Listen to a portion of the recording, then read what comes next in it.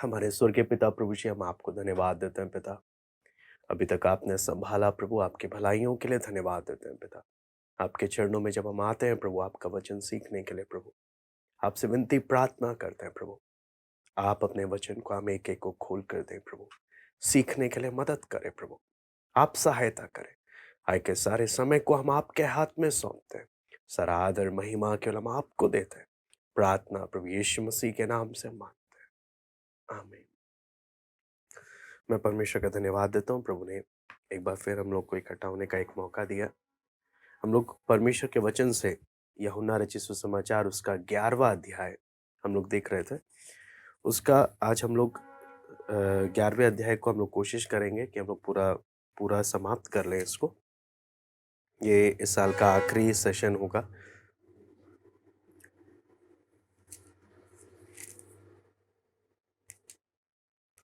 तो हम लोग सबसे पहले हम लोग पढ़ेंगे यूहन्ना 11 का 17 से लेकर 29 तक।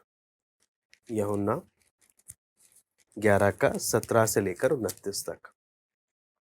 वहां पहुंचने पर यीशु को यह मालूम हुआ कि लाजर को कब्र में रखे 4 दिन हो चुके हैं।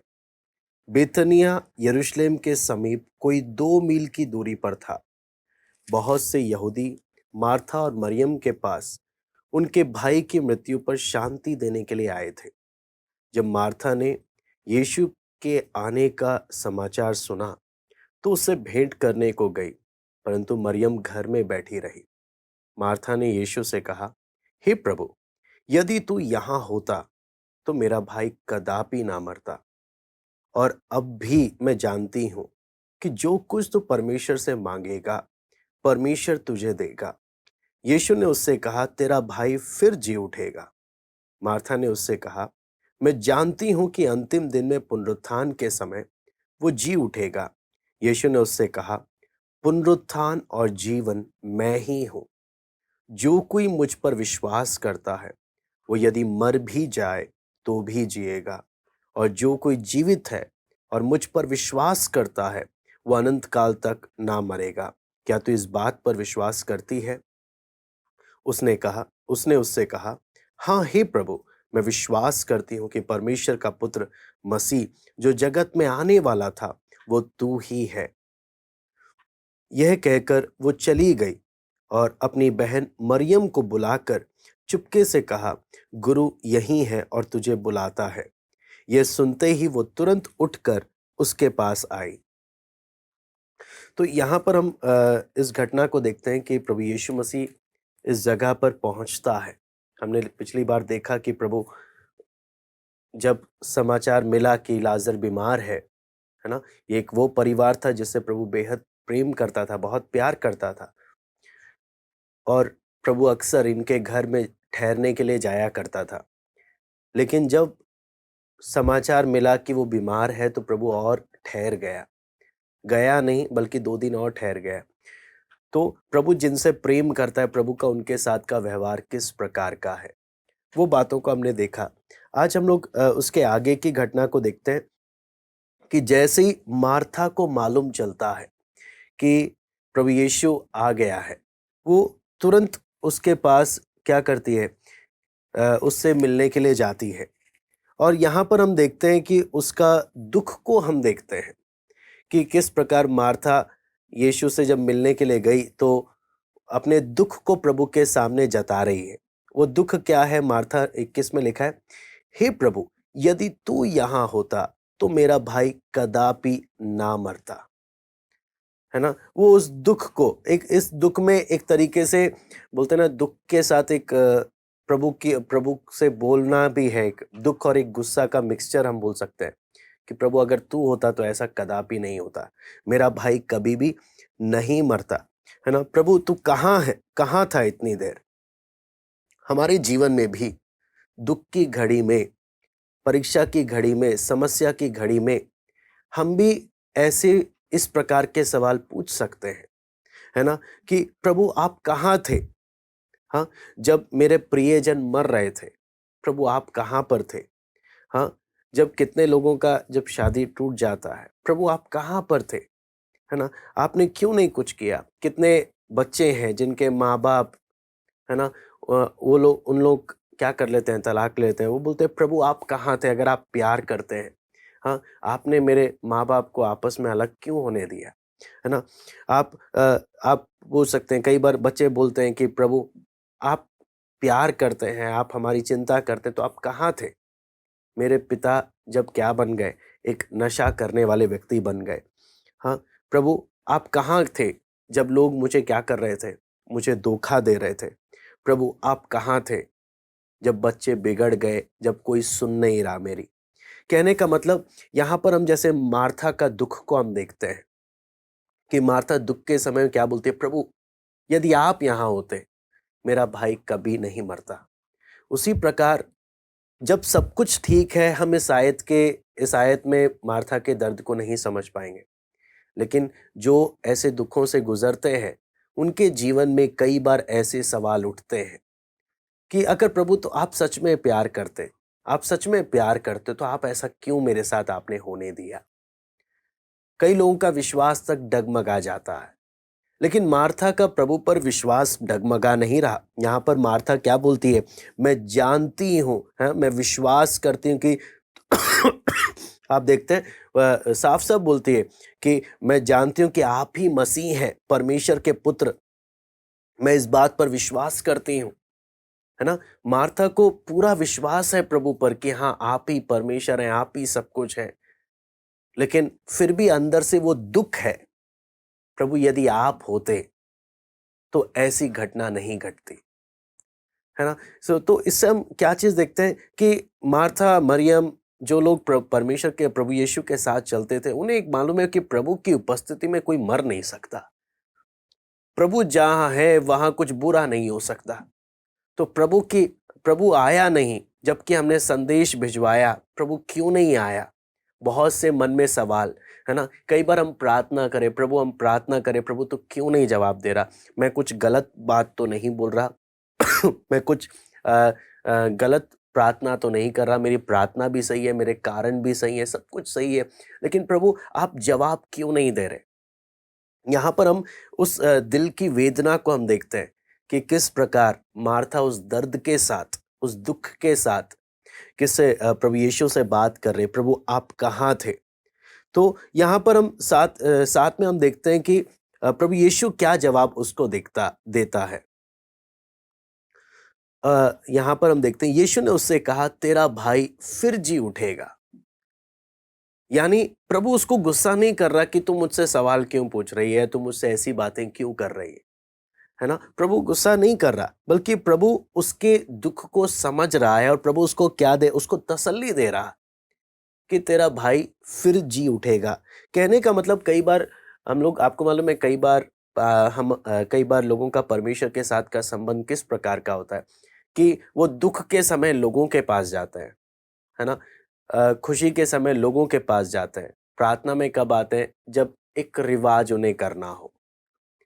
लेकिन यहाँ पर हम देखते हैं कि ये परमेश्वर के लोगों का असली पहचान क्या है? ये दुःख में ये जो भी महसूस करते हैं, ये अपनी बातें प्रभु से खोल कर कहते हैं। भजन का लेखक बोलता है, अपने मन की बातें प्रभु से खोल कर कहो। मनुष्य से नहीं, अपनी मन की बातें परमेश्वर से खोल कर कहो, है ना? ये बोलने का मतलब क्या है? जब हम प्रभु से अपने मन की बातें खोल-खोल कर कहने का एक आदत डालते हैं, हम प्रभु के करीब आ जाते हैं। फिर प्रार्थना मेरे लिए एक फिक्स टाइम नहीं है कि हाँ, मैं 7 बजे ही या मैं 5 बजे ही प्रार्थना करूँगा, नहीं।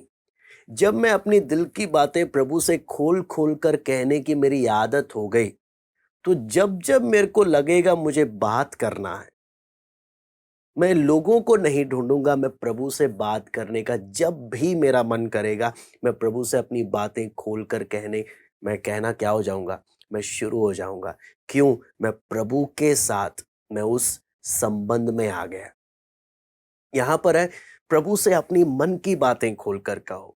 है ना? दुःख के समय में हम जो महसूस करते हैं, जो भी हमारे जीवन में चल रहा होता है ना? प्रभु चाहता है कि हाँ, हम बोलें। वो जानता है हम प्रभु से कुछ छिपा नहीं सकते। हम ना भी बोलें तो भी वो जानता है हम कि क्या चीज़ महसूस कर रहे हैं, हम किस अनुभव से गुज़र रहे हैं। लेकिन वचन क्या बोलता है? अपने मन की बातें, है ना, सब बातें उसे खोल कर कहो, उसके साथ एक गहरे रिश्ते में आओ, है ना। वो जानता है हर एक को, वो जिस अनुभव से गुजरते हैं। दाऊद, इसलिए भजन संहिता जब आप पढ़ते हैं, दाऊद के हर भावनाओं को दाऊद ने व्यक्त किया है।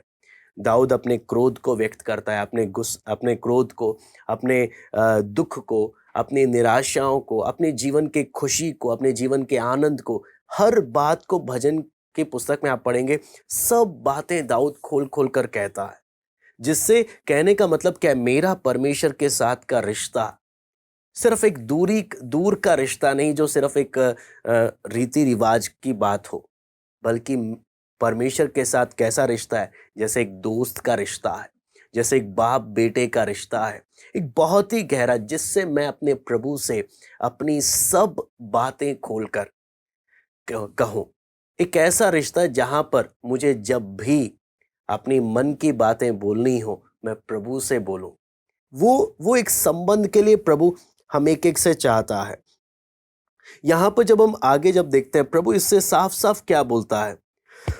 प्रभु यीशु जब इसको बोलता है कि तेरा भाई फिर जी उठेगा, मार्था उससे कहती है कि मैं जानती हूं कि अंतिम दिन में पुनरुत्थान के समय वो जी उठेगा। यानी यहां पर भी हम देखते हैं एक और दुख की बात क्या है? चेलों के साथ की परेशानी, फरीसियों के साथ की परेशानी, यहां पर हम मार्था के साथ की भी दिक्कत को, सबके साथ की दिक्कत को हम देखते हैं कि आत्मिक समझ ना होने के कारण कई बार प्रभु यीशु जो बोलता था वो उन्हें समझ में नहीं आता था। यहां पर प्रभु यीशु भविष्य की बात नहीं कर रहा कि हाँ, एक दिन तुम्हारा भाई जी उठेगा। प्रभु अभी की बात कर रहा है, अभी तेरा भाई क्या उठेगा? जी उठेगा। अभी तेरा भाई जी उठेगा। संदेश दिया था मैंने, आपको मालूम है प्रभु यीशु ने संदेश भिजवाया था कि ये घटना कौन सी नहीं है, ये मृत्यु की घटना नहीं है, ये बल्कि परमेश्वर की महिमा की घटना का अवसर है। ये साफ साफ हम वचन में हम पढ़ते हैं, प्रभु यीशु ने साफ साफ इनको वादा किया था। 11 का 4 जब हम पढ़ते हैं, यहां पर लिखा है, ये बीमारी मृत्यु की नहीं परंतु परमेश्वर की महिमा के लिए है, कि उसके द्वारा परमेश्वर के पुत्र की महिमा हो। जब लाजर बीमार था, तब प्रभु ने ये वादा भिजवाया था संदेश के रूप में, कि ये बीमारी मृत्यु के लिए नहीं परंतु परमेश्वर की महिमा के लिए है। लेकिन अब ये वादा इनके जीवन में कितना इन्होंने इस बात को एक्सेप्ट किया है, वो जब प्रभु यीशु जब इनसे मिल रहा है, तब दिखाई दे रहा कि कितना उस बात पर यकीन किया और कितना उस बात को इन्होंने क्या नहीं किया, यकीन नहीं किया, है ना। प्रभु यीशु मसीह का आपको जब हम देखते हैं, प्रभु यीशु मसीह जब 2 दिन और ठहर गया, प्रभु सिर्फ इसलिए नहीं ठहरा कि इनके अपने चेलों के विश्वास को मजबूत करे। हम चेलों के जीवन को देखते हैं कि इनका भी आत्मिक स्तर क्या होता जा रहा था, नीचे गिरता जा रहा था। प्रभु ने, आप अगर देखेंगे प्रभु यीशु मसीह के चेलों के जीवन को, जब सेवकाई के दौरान जब प्रभु ने इनको स्वर्ग और क्या बोलते हैं, सारे चमत्कारों का, सेवकाई का सारा अधिकार जब प्रभु ने दिया, इनके अंदर धीरे धीरे आपको मालूम है एक घमंड आने लग गया। एक दूसरे से बड़े होने का क्या हो गया, एक भावना आने लग गया। इनका झगड़ा शुरू हो गया है। ये एक दूसरे से अपने आप को सुपीरियर दिखाने लगे। ऐसे होने के कारण आपको मालूम है इनकी सेवकाई में देखते जाएंगे ये कितने इनएफेक्टिव होते गए, नीचे गिरते हुए गए। यहां तक कि ऐसी स्थिति में गिर चुके थे चेले लोग कि एक दुष्टात्मा भी नहीं निकाल पाए। जब प्रभु ने इतना अधिकार इनको दिया, इनकी सेवकाई को जब देखते हैं, शुरू में तो बहुत बड़े बड़े चमत्कार हुए, लेकिन जब इनके अंदर घमंड आने लग गया, ये लोग अपने आप को बहुत कुछ समझने लगे, आपस में झगड़ा करने लगे, अपने आप को बड़ा दिखाने लगे। हाँ, ऐसे करने की भावना ने इनके अंदर इतना खोखला इनको कर दिया कि ऐसी स्थिति में ये लोग पहुंच गए थे कि एक दुष्टात्मा भी नहीं निकाल पा रहे थे। और प्रभु इनको बोलता है, हे अविश्वासियों, मैं कब तक तुम्हें सहता रहूंगा।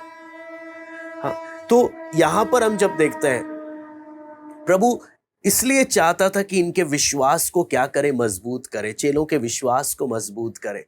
तो इनके विश्वास को भी मजबूत करने के लिए ना सिर्फ इतना, मार्था और मरियम, इनके विश्वास को भी मजबूत करने के लिए प्रभु इस अनुभव से इनको जाने दे रहा था।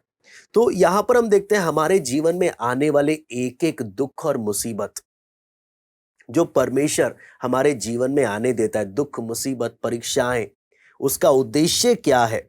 कि हम आत्मिक उन्नति करें, हम प्रभु के करीब आए। एक परमेश्वर के लोगों के जीवन में आने वाले हर एक परीक्षाएं, हर एक दुख मुसीबत, उसका एक ही उद्देश्य है, वो प्रभु के करीब आए, वो मजबूत हो जाएं, आत्मिक रूप से बढ़े, है ना? तो हम कितने विश्वास में बढ़ रहे हैं कब दिखाई देता है? जब हमारे जीवन में दुख मुसीबतें आती हैं, परेशानियां आती हैं, उस समय हमारे मुंह से निकलता क्या है? उस समय हम क्या बोलते हैं? वो बातें हम लोग इसमें परमेश्वर के वचन में हम देख सकते हैं कि क्या दुख मुसीबतें जब मेरे जीवन में आती हैं, मैं एक बोलते हैं ना, एक पॉजिटिव तरीके से, अच्छे तरीके से मैं वचन को समझता हूँ, परमेश्वर के आत्मा के काम को समझता हूँ या नहीं?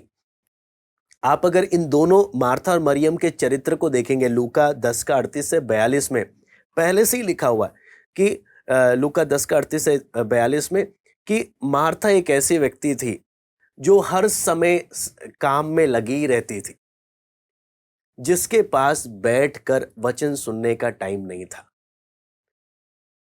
वहीं हम मरियम को देखते हैं कि ये वो व्यक्ति थी जो हर समय प्रभु के चरणों में बैठी रहती थी। आप जितनी बार में मरियम के विषय में आप वचन में जहां जहां पढ़ेंगे, वहां पर हमेशा हम मरियम को प्रभु यीशु के चरणों में हम देखते हैं। वचन सीखते वक्त प्रभु के चरणों में बैठकर वचन सीख रही है। हाँ, अपने अपने अपने धन्यवाद को परमेश्वर के प्रति अपने प्रेम को प्रकट करने के लिए प्रभु के चरणों में हम देखते हैं। अपने दुख के समय में भी प्रभु के सामने अपने दुख को बयान करने के लिए भी ये प्रभु के चरणों में बैठी है। हर जगह मरियम का एक बात को हम देखते हैं, ये जहां कहीं थी ये प्रभु के चरणों में थी। वहीं मार्था की आदत को हम देखते हैं कि हमेशा बहुत व्यस्त रहती थी, इसके पास टाइम नहीं होता था किसी भी चीज के लिए। तो वचन सुनने के लिए भी इसके पास क्या नहीं होता था, टाइम नहीं रहता था। हाँ, ये सेवा करने में तो आगे है, लेकिन प्रभु के चरणों में बैठने के लिए इसके पास टाइम नहीं होता था, जिसके कारण प्रभु यीशु ने मार्था को फटकार भी लगाया कि मार्था, मरियम ने उत्तम भाग पाया है, तू बहुत सी बातों की चिंता करती है ना? कई बार हमारे जीवन की बहुत सी चिंताएं हमें वचन सीखने से रोक देती हैं, और जब हम वचन नहीं सीखते, आपको मालूम है, दुख की घड़ी में हमारी हालत खराब हो जाती है। हम दुख की घड़ी में हम टिक नहीं पाते। दुख और समस्याएं बताती हैं कि मैंने कितना वचन सीखा है। दुख और समस्याएं बताती हैं कि मैं कितना विश्वास में मजबूत हूं।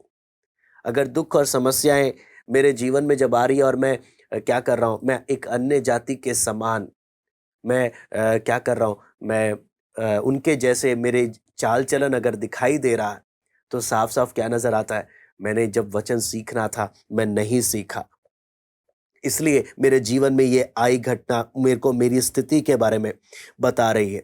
यहाँ पर प्रभु यीशु इसके बारे में जब आगे हम जब पढ़ते हैं, प्रभु जब इससे बात करता है, मार्था ने उससे कहा, मैं जानती हूं कि अंतिम दिन में पुनरुत्थान के समय में वो जी उठेगा। पुराने नियम में एक छाया था कि हाँ, मौत के बाद कहानी खत्म नहीं है, हर एक लोग जी उठेंगे, हर एक का न्याय किया जाएगा। इनको एक एक बात मालूम था, लेकिन भजनों में और कई जगह में पढ़ते हैं तो कई बार ऐसा लगता है कि मरने के बाद कहानी खत्म है। कई बार झूठे उपदेशक वो लोग क्या बोलते हैं कि भाई मरने के बाद कहानी खत्म, आगे कुछ नहीं होने वाला। लेकिन पुराने नियम में भी और नए नियम में भी साफ साफ क्या लिखा है कि प्रभु क्या होगा, एक पुनरुत्थान होगा, जिसके विषय में वचन बताता है। तो लेकिन प्रभु यीशु मसीह मरियम को क्या बोलता है? यीशु ने उससे कहा, पुनरुत्थान और जीवन मैं ही हूं। अपना अगला दावा, जैसे हमने देखा, जगत की ज्योति मैं हूं, जगत की रोटी मैं हूं, है ना, जीवन की रोटी मैं हूं। उसी प्रकार यहां पर हम देखते हैं प्रभु यीशु बोलता है, पुनरुत्थान और जीवन मैं ही हूं। जो कोई मुझ पर विश्वास करता है वो यदि मर भी जाए तो भी जिएगा, और जो कोई जीवित है मुझ पर विश्वास करता है वो अनंत काल तक ना मरेगा। क्या तू इस बात पर विश्वास करती है? प्रभु इससे पूछ रहा है। उसने उससे कहा, हाँ हे प्रभु, मैं विश्वास करती हूं कि परमेश्वर का पुत्र मसीह जो जगत में आने वाला था वो तू ही है। आप देखिए मरियम का जवाब क्या है, मार्था का जवाब क्या है और प्रभु ने इससे क्या सवाल पूछा। दो अलग अलग बातें यहां पर हमें नजर आ रही है। क्यों? दुख के समय में ज्यादा कुछ समझ नहीं आ रहा। दुख के समय में ज्यादा कुछ समझ में नहीं आ रहा। बोलते हैं हाँ मुझे इतना विश्वास है, मैं इतना विश्वास करती हूँ कि परमेश्वर का पुत्र मसीह जो जगत में आने वाला था वो तू ही है ना। प्रभु इससे क्यों ये बात बोल रहा है कि मैं ही पुनरुत्थान और जीवन हूं। तुम्हें समझना है तुम किसके पास आए हो। उसके लिए कोई काम कठिन नहीं है। उसने बोला है कि अभी वो जी उठाएगा तो वो पक्का जी उठाएगा। तुम्हें उस बात पर क्या करना है? विश्वास करना। उस बात पर तुमने यकीन करना है। अगर वचन में हम जब इसके बारे में हम पढ़ते हैं तो आपको मालूम है प्रभु वचन में हम कई कई बातें इसके बारे में बताया गया है कि प्रभु यीशु मसीह जब इस बात के बारे में जब उपदेश दे रहा था मृत्यु के बारे में, तो यहाँ पर साफ साफ जब हम देखते हैं प्रभु यीशु साफ साफ पुनरुत्थान के को अपने से जोड़कर क्या चीज बोल रहा है कि मैं ही वो व्यक्ति हूं जो क्या कर सकता है, जो पुनरुत्थान और जीवन। कोई उपदेश नहीं है, कोई विचार नहीं है। आपको मालूम है जब कोई व्यक्ति बीमार होता है तो उसको उस समय उस चीज का जरूरत नहीं है कि हाँ दवाई कैसे बनती है। उस समय उसे एक डॉक्टर की जरूरत है। कोई अगर कोई वकालत के किसी जेल के किसी बात में फंस गया है, उस समय कानून क्या क्या कानून है, कौन कौन से कानून है, उसे उससे मतलब नहीं है, उसे एक वकील चाहिए। उसी प्रकार जो मौत के बिस्तर में होता है उसे उपदेश नहीं, उसे उद्धारकर्ता की जरूरत है जो उनके लिए क्या बोल सकता है कि हाँ मैं पुनरुत्थान और जीवन हूं। मैं तुझे इस मृत्यु के दाव से भी, मृत्यु के ताकत से भी मैं क्या कर सकता हूं? मैं तुझे छुड़ा सकता हूं। और सबसे बड़ी बात आप देखेंगे प्रभु यीशु मसीह जब आ रहा है, 4 दिन हो गए क्या किए हुए लाजर को मरे हुए।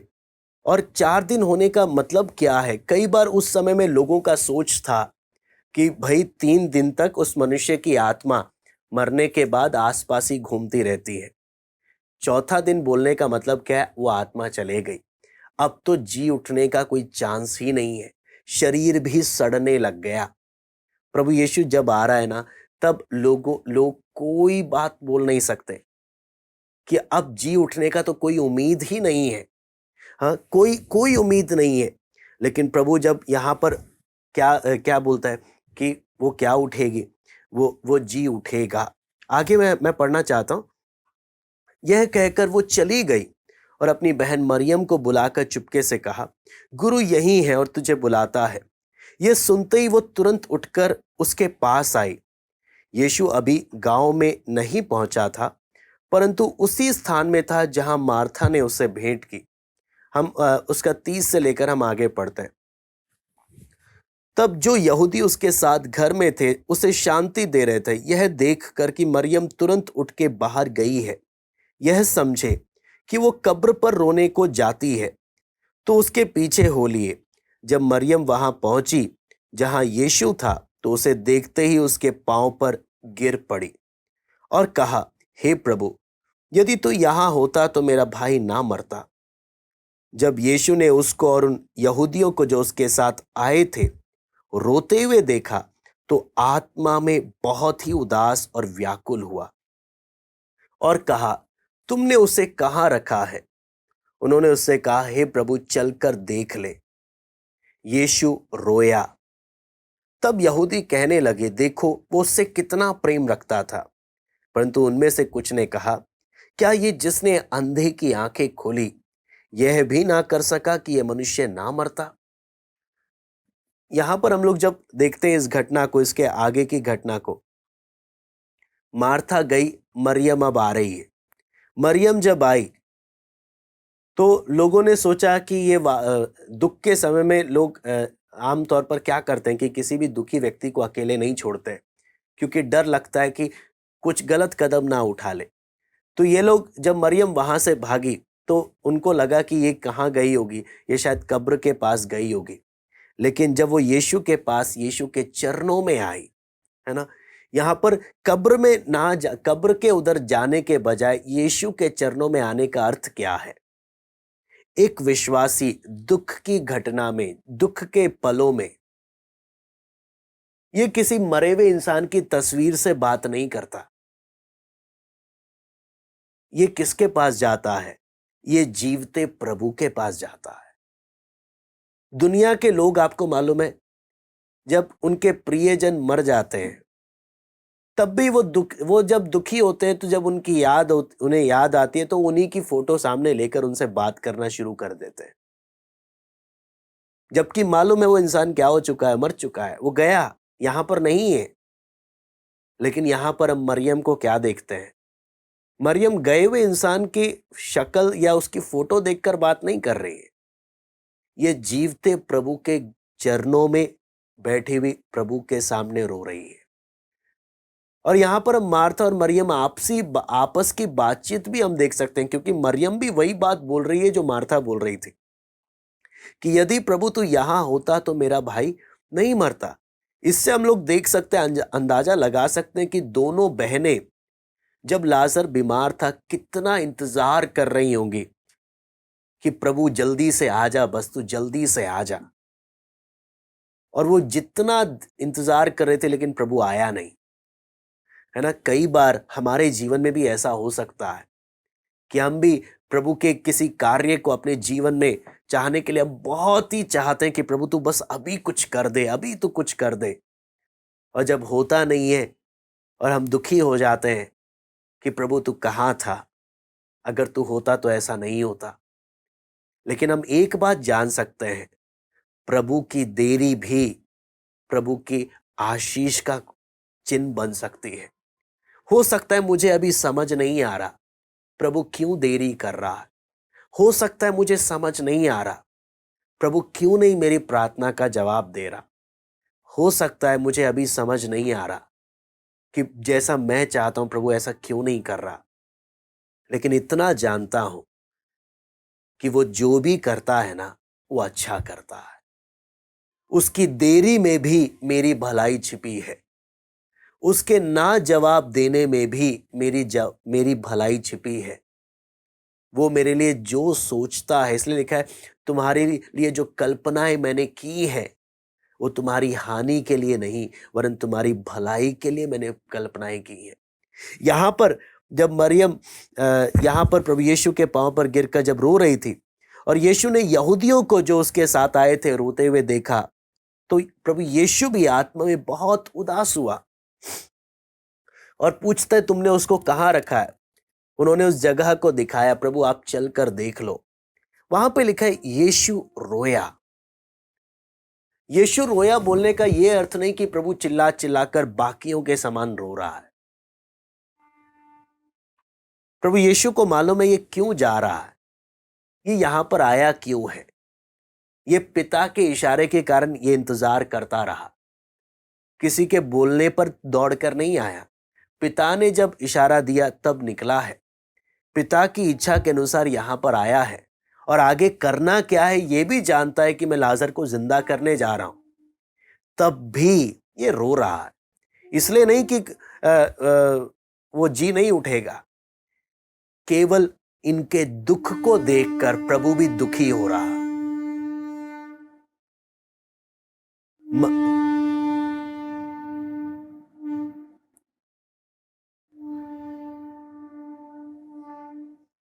मरियम के दुख को देखकर, आसपास के लोगों के दुख को देखकर प्रभु भी दुखी होकर, ये भी एक चुप है, एक चुप्पी और आंसू से भरा आंखें है, जो क्या चीज बताता है, जब हम दुखी होते हैं वो भी हमारे संग दुखी होता है।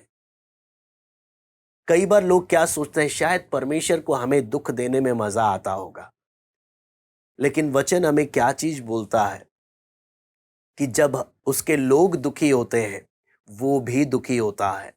आपको मालूम है जब इस्राएल लोग जब फिरौन के द्वारा सताए जा रहे थे, परमेश्वर मूसा से क्या बोलता है, मैंने उनके क्लेश को देखा, मैं उनके दुख को देखकर मैं उतर आया हूं कि मैं अपने लोगों को उधर से क्या करूं, छुड़ाऊं। जब मरियम और हारून मूसा के विरुद्ध बोल रहे थे, परमेश्वर को जलन आया, तुमने कैसे मेरे दास से ऐसे बात करी। कहने का मतलब वचन में हम जहां जहां देखते हैं प्रभु भी दुखी होता है। तो ये वो परमेश्वर नहीं जो हम इंसान को समझता नहीं है, ये वो परमेश्वर है जो हमें हमसे भी अच्छी तरह जानता है। मैं बार बार बोलूंगा, ये वो है जो हमें हमसे भी अच्छी तरह जानता है। कई बार हम लोगों के सामने अपनी बात नहीं बता पाते। क्यों नहीं बता पाते? हम बोलते हैं आपको समझ नहीं आएगा, आप नहीं समझोगे, हाँ आपको समझ में नहीं आएगा। लेकिन यहां पर जो यीशु जो खड़ा है, ये सब समझ रहा है। ये वो भी समझ रहा है जो हम नहीं समझ पा रहे। ये वो भी समझ रहा है जो मरियम और मार्था नहीं समझ रहे। मरियम का रोना और आसपास के लोगों का रोना क्या है? अब शायद, अब पता नहीं, अब हम कब इसको देखेंगे। लाजर को हमने अब क्या कर दिया, लाजर चला गया, अब हम मिल नहीं पाएंगे। प्रभु इसलिए नहीं रो रहा कि हाँ लाजर को अब दोबारा मुलाकात नहीं होगी। प्रभु को मालूम है लाजर अभी जी उठने वाला है, लेकिन इसलिए ये लोग दुखी हैं, उसके कारण मेरा भी दिल टूटता है। लेकिन प्रभु चुप है ना, यहां पे प्रभु चुप है, प्रभु का देरी। आपको मालूम है इस बात को, परमेश्वर के तरीके को अगर हम समझे, प्रभु किस तरीके से अपने लोगों को तैयार करता है। आपको मालूम है कई बार माँ बाप, बच्चे जब झगड़ा करते हैं, एक बच्चा दूसरे बच्चे से कोई झगड़ा हो गया, तो कई बार क्या है, जो माँ बाप, जो लोग बहुत ही ज्यादा ओवर प्रोटेक्टिव हैं, वो क्या करते हैं, अपने बच्चे ने कोई गलती किया उसको नहीं नोट करते हैं, वो उस दूसरे बच्चे के माँ बाप के घर पहुंच जाते हैं और जाकर झगड़ा करना शुरू कर देते हैं कि तुम्हारे बच्चे ने ऐसा किया, तुम्हारे उसने ऐसा किया।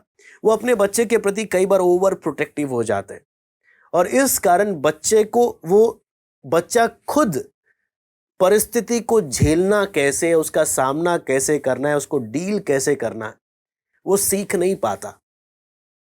और कितनी बार ऐसे बच्चे बहुत बार बिगड़ जाते हैं क्योंकि उनको कभी भी परिस्थितियों को सीखने का मौका दिया ही नहीं गया। हर बार में उनके माँ बाप बीच में आ जाते थे उनके लिए, और कभी भी परिस्थितियों को फेस करने का उन्हें मौका नहीं मिला, इसलिए उनके अंदर परिपक्वता आई नहीं। लेकिन परमेश्वर ऐसा पिता नहीं जो बीच में आ जाएगा हर मुसीबत में हमें बचाने के लिए।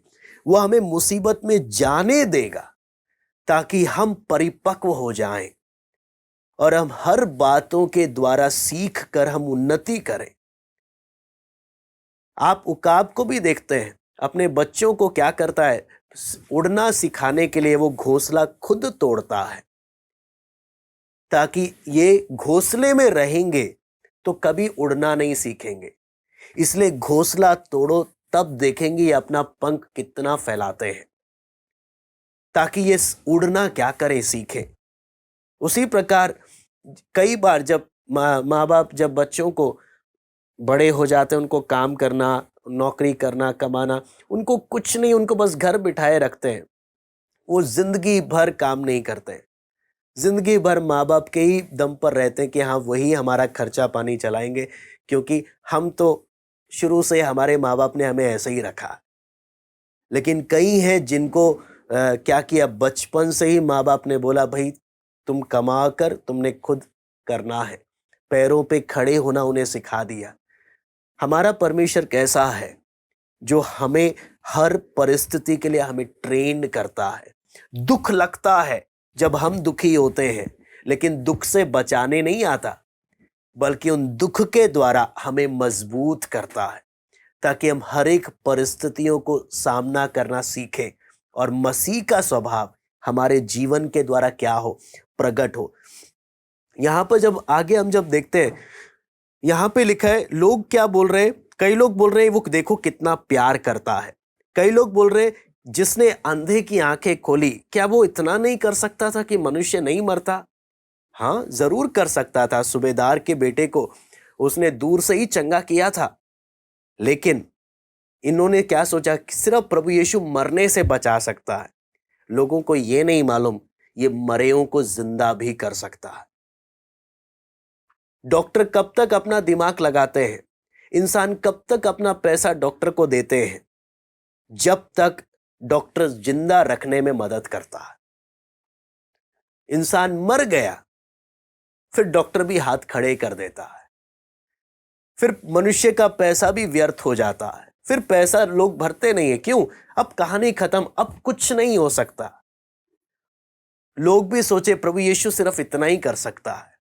लेकिन ये वो घटना है जहां लोगों को संदेश क्या मिल रहा है। जब इंसान का चैप्टर क्लोज हो जाता है, इंसान की सारी उम्मीद खत्म हो जाती है, यहां पर वो है, वो तब भी मरे हुओं को भी जिंदा कर सकता है।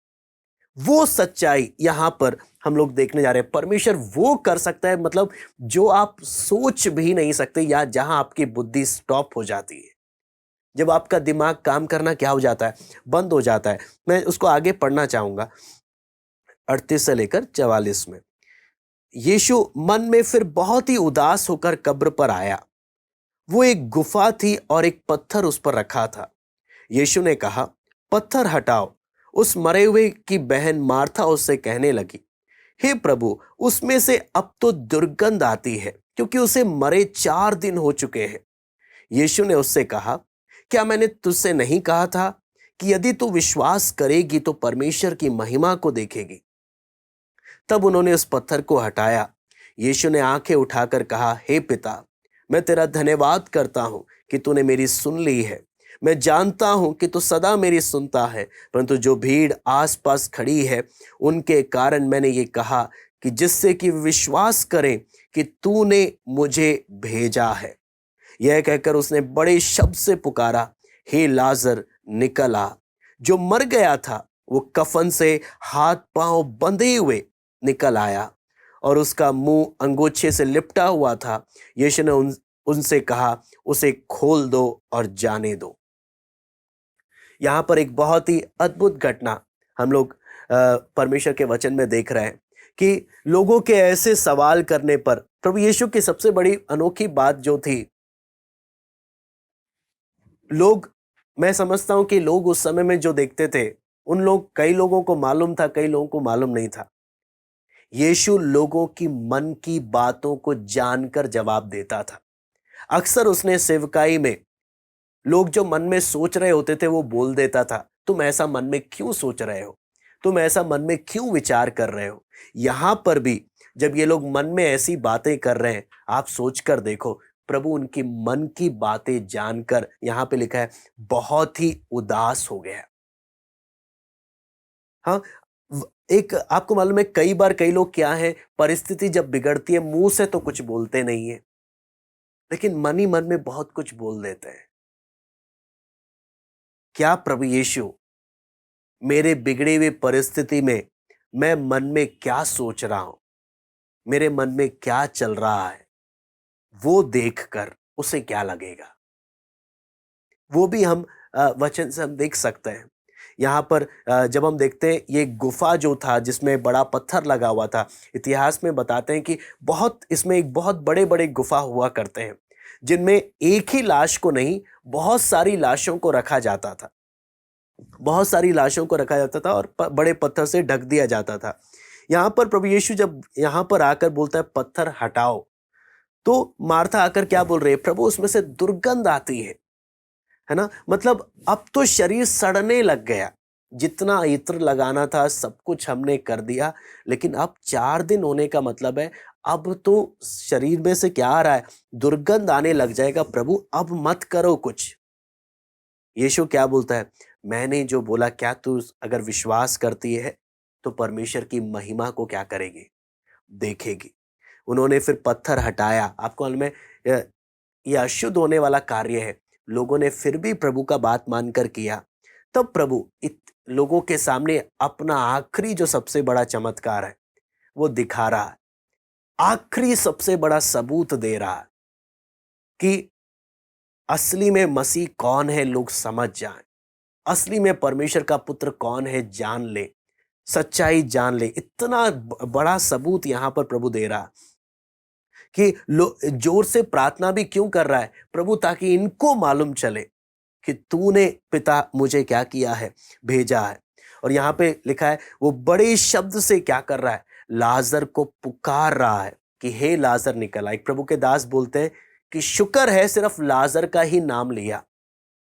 अगर प्रभु नाम नहीं लेता तो ना जाने जितनी भी लाशें थी ना उस कब्र में सारे बाहर आ जाते। उसने एक का नाम लेकर एक को स्पेशली बुलाया, हे लाजर निकल आ। आप सोचो 4 दिन से पड़ी हुई लाश जो सड़ रही है, उस आवाज को सुनकर इस लाश में जान आ गई। ये पड़ी हुई लाश जो सड़ रही थी, उस आवाज को सुनकर जान आ गई, सड़ाहट खत्म हो गई। जो बीमार शरीर पूरी तरह से सिस्टम, दिल दिमाग सब कुछ काम करना क्या हो चुका था, टोटली बंद हो चुका था। खून भी जम गया, सूख गया, कुछ काम नहीं। इस आवाज में वो सामर्थ था जिसने सारा सिस्टम फिर से चालू कर दिया, फिर से जान डाल दी।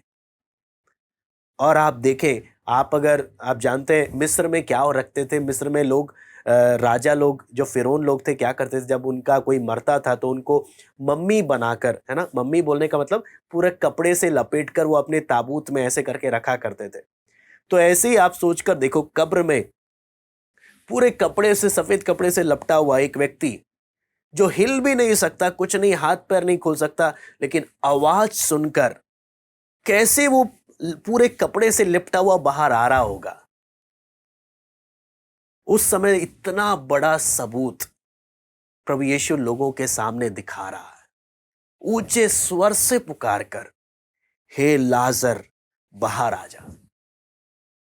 और वो 4 दिन की सड़ी हुई लाश जी उठकर चलते हुए जब बाहर आ रही है, आप सोच सकते हो उस समय में क्या दृश्य होगा, क्या हाल होगा उस समय, लोग कैसे देख रहे होंगे।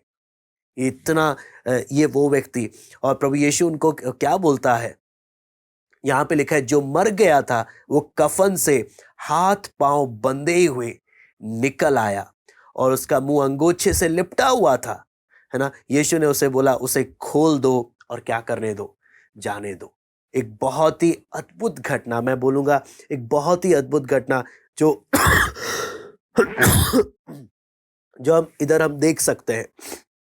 और हम यहां पर लाजर का पुनरुत्थान हम एक व्यक्ति के आत्मिक जीवन के विषय में भी ले सकते हैं। एक बहुत ही सुंदर और एक बहुत ही आत्मिक उन्नति का दिखा सकता है। लाजर मरा हुआ था, सड़े हुए, शरीर सड़ना चालू हो गया था, 4 दिन हो गए थे। क्या चीज बताता है कि हर एक व्यक्ति अपने पाप में मरा हुआ था, और जितने दिन से मरी हुई स्थिति में उसकी सड़ाहट का लेवल उतना ही है। कई लोग ज्यादा सड़ रहे थे, कई लोग थोड़े कम थे, लेकिन हर कोई मरा हुआ है। हर किसी में वो पाप की सड़ाहट, गिरी हुई आदत क्या हो रही थी, दिखाई दे रही थी। उसकी दुर्गंध चारों तरफ नजर आ रही थी। लेकिन आपको मालूम है, जब जैसे हर एक जो आत्मिक रूप से मरा हुआ था, जैसे ही लाजर ने किसकी आवाज को सुना, प्रभु यीशु मसीह की आवाज को सुना, ऐसे ही परमेश्वर के वचन का जो आवाज, प्रभु के आत्मा का जो आवाज, एक मरी हुई आत्मिक स्थिति में जो व्यक्ति पड़ा हुआ है उसके कानों में जब जाता है, उसे आत्मिक रूप से जान डाल देता है। यहां पे इसलिए लिखा है, इब्रानी 4:12 क्या बोलता है, परमेश्वर का वचन जीवित, प्रबल और क्या है, दो धारी तलवार से भी चोखा है। ये जीवित है।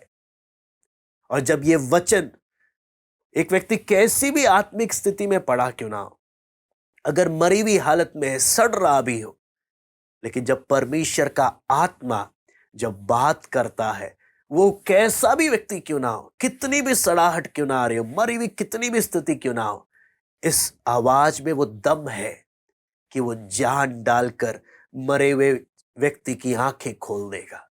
इतना इसमें वो क्या है, इतना वो सामर्थ है कि वो व्यक्ति क्या हो गया, जो कब्र के कपड़ों से बंधा हुआ था, प्रभु ने क्या बोला, लाजर के इन इन कपड़ों को खोल दो, उसको क्या करने दो, जाने दो, है ना। तो आप सोचते हैं कि हर एक व्यक्ति जो पाप के अलग अलग बातों की गुलामी में था, प्रभु ने हर एक बातों से क्या कर देता है, आजाद कर देता है।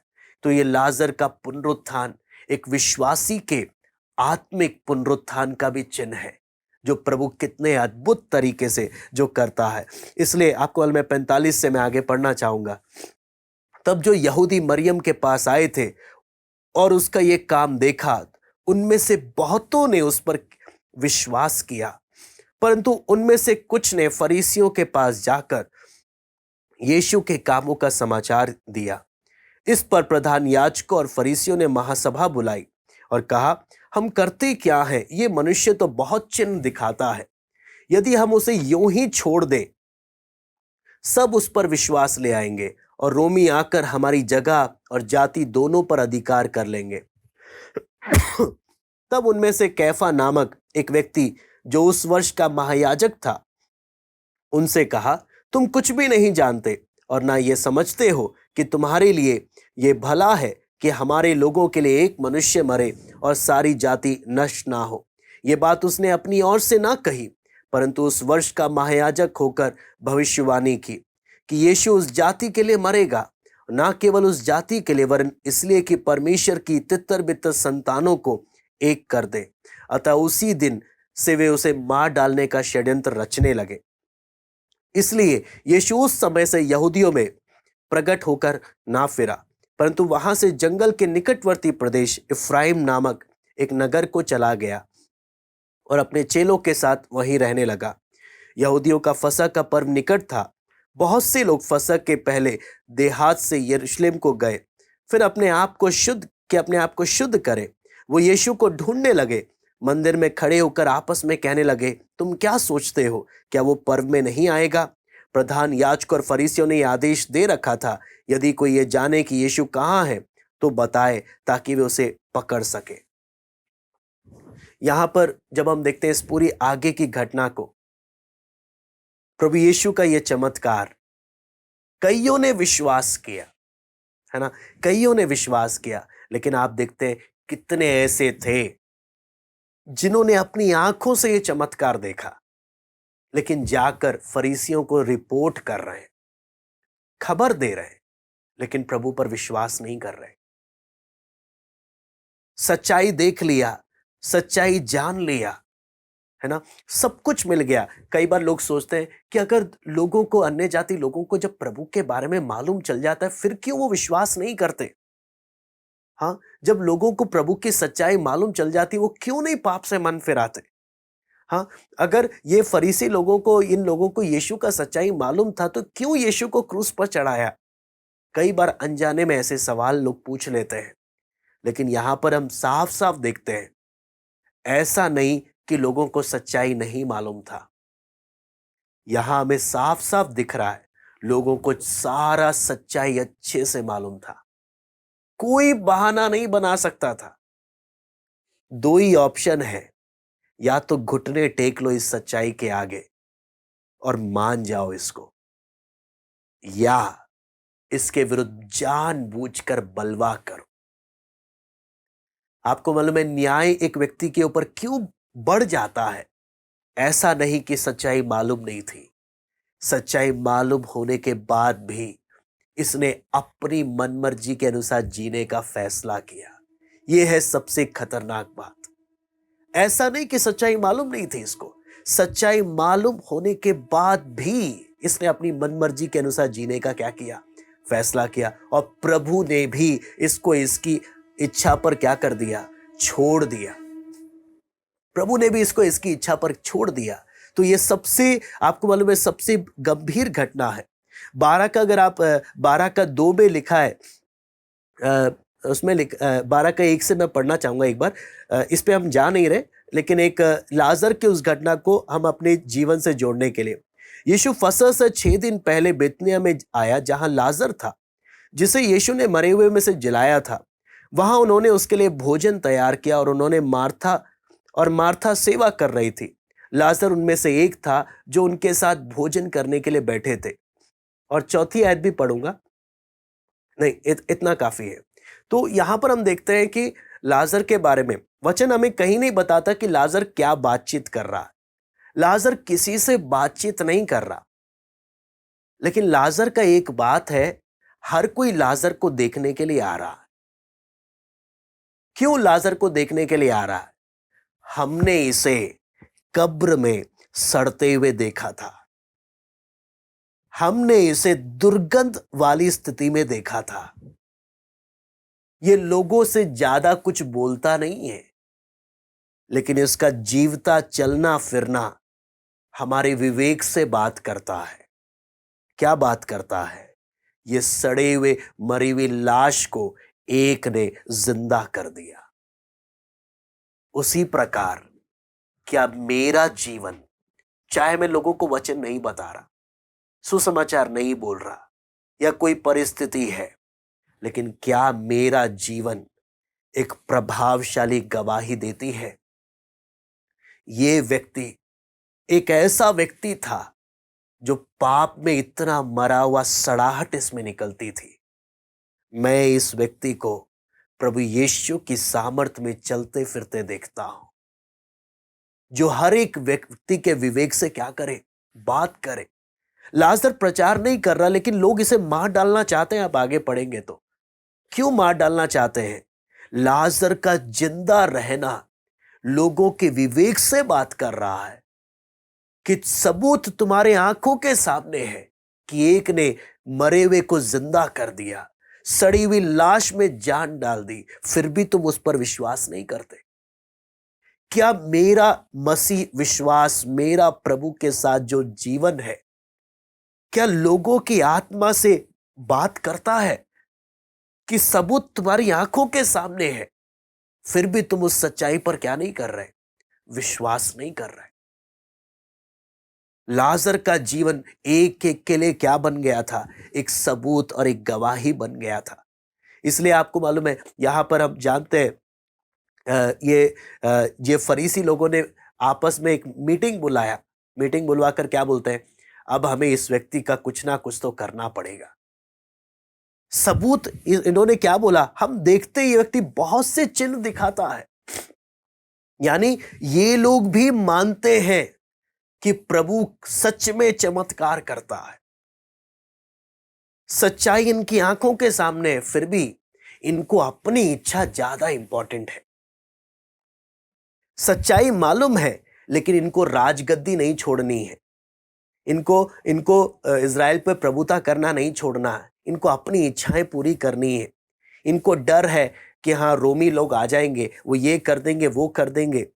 इसलिए जानबूझकर ये लोग क्या कर रहे थे? प्लानिंग कर रहे, करें तो करें क्या। उस समय हमने देखते हैं कैफा महायाजक, वचन इनके चरित्र के बारे में बोलता है, एक नंबर के भ्रष्ट लोग हैं, आत्मिक लोग नहीं है। लेकिन भ्रष्ट इंसान के द्वारा भी परमेश्वर का आत्मा क्या बोल रहा है? यीशु का मरना तभी तुम लोग बच सकते हो। और इन्होंने तब से हाथ मिला लिया कि यीशु को जान से मार डालना है। ऐसा नहीं कि सच्चाई नहीं मालूम, सच्चाई जानने के बाद इन्होंने फैसला किया कि हम यीशु को क्या करेंगे, जान से मार डालेंगे। और हम देखते हैं यीशु आखिरी तैयारी के लिए जंगल के उस एफ्रेम की ओर चला गया कि अब आखिरी, जो हम प्रभु की मर्जी है तो हम अगले साल हम देखेंगे कि किस प्रकार प्रभु यीशु आखिरी बार एक राजा के रूप में यरूशलेम में प्रवेश करता है, पूरा सबूत देते हुए। लेकिन लोगों का मन कितना कठोर है, सच्चाई जानने पर भी, सबूत मिलने पर भी लोग मन फिराने को क्या नहीं है, तैयार नहीं है। ऐसे हम लोग भी परमेश्वर के वचन में हम भी अपने आप से कुछ ऐसे सवाल पूछ सकते हैं कि हम लोग मसीह जीवन में भी, आपको मालूम है कितनी बार ऐसा होता है कि हम लोग को कई सच्चाई मालूम होती हैं वचन की, लेकिन हम अपनी इच्छाओं के लिए हम परमेश्वर की उन सच्चाइयों को मन में दबा देते हैं। मैं कुछ सवाल ऐसे पूछना चाहूंगा जिसके बाद में समाप्त करते हैं हम लोग। ऐसा कौन सा वचन की बात है जो मुझे मालूम है प्रभु मुझसे बात कर रहा है, मेरे जीवन में मुझे मालूम है वो सही है और मैं गलत हूं, लेकिन फिर भी मैं उसको मानने को क्या नहीं हूं, तैयार नहीं हूं। हाँ, ऐसी कौन सी बात है जिसके लिए मैं क्या कर रहा हूं, मैंने अपने कान बंद कर लिए, मैं जिस बात को मानना नहीं चाहता, लेकिन अंदर से मुझे मालूम है प्रभु मुझसे ये बोल रहा है कि ये करो। हाँ, प्रभु मुझसे बोल रहा है ये करो। ऐसी कौन सी बात है जिसमें मैं अपने विवेक को दबा रहा हूं, मैं अपने विवेक की बात को भी नहीं सुन रहा। हाँ, चाहे वो मेरे काम की हो, मेरे संबंध के हो। हाँ, ऐसी कौन सी बात है जिससे मैं बचने की कोशिश कर रहा हूं। यदि सा परमेश्वर मुझसे बात कर रहा है, परमेश्वर मुझे चेतावनी दे रहा है, यदि जानबूझकर मैं सच्चाई को दबाऊंगा, जानबूझकर मैं सच्चाई के दबाऊंगा और अपनी मर्जी से जीवन बिताऊंगा, परमेश्वर का न्याय फिर मेरे जीवन में आएगा।